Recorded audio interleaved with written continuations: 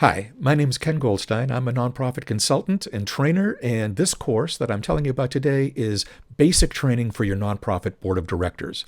This course is just under 2 hours of instruction, but we're going to cover the basics. We're going to cover the roles and responsibilities of board members, starting with the legal role. Why does the IRS require that a nonprofit, a 501c3 public charity in the United States, why is it a legal requirement for you to have a board of directors? And what is it that the IRS legally expects of the board?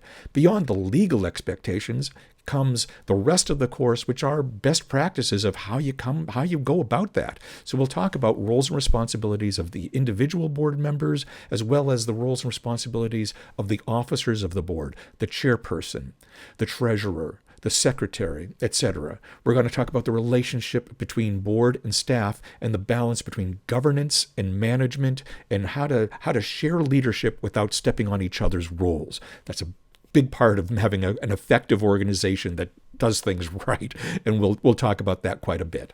Beyond the roles and responsibilities, we'll talk about what you should expect in your first board meeting.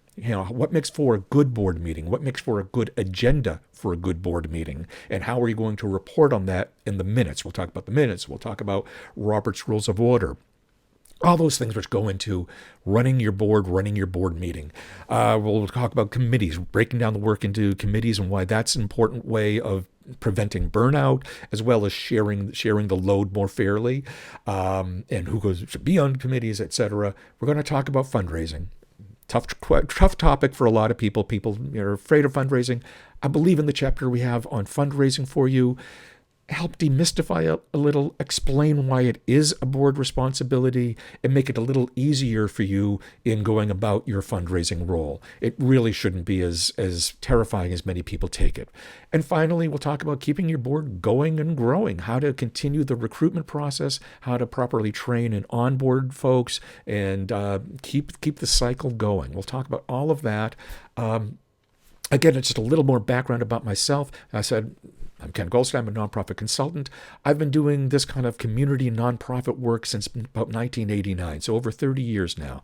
I've been staff member, all levels of staff at nonprofits, up to and including executive director at several organizations. I've been a board member. I've been a board member of established organizations. I've been a founding board member of a brand new organization going through the whole startup phase.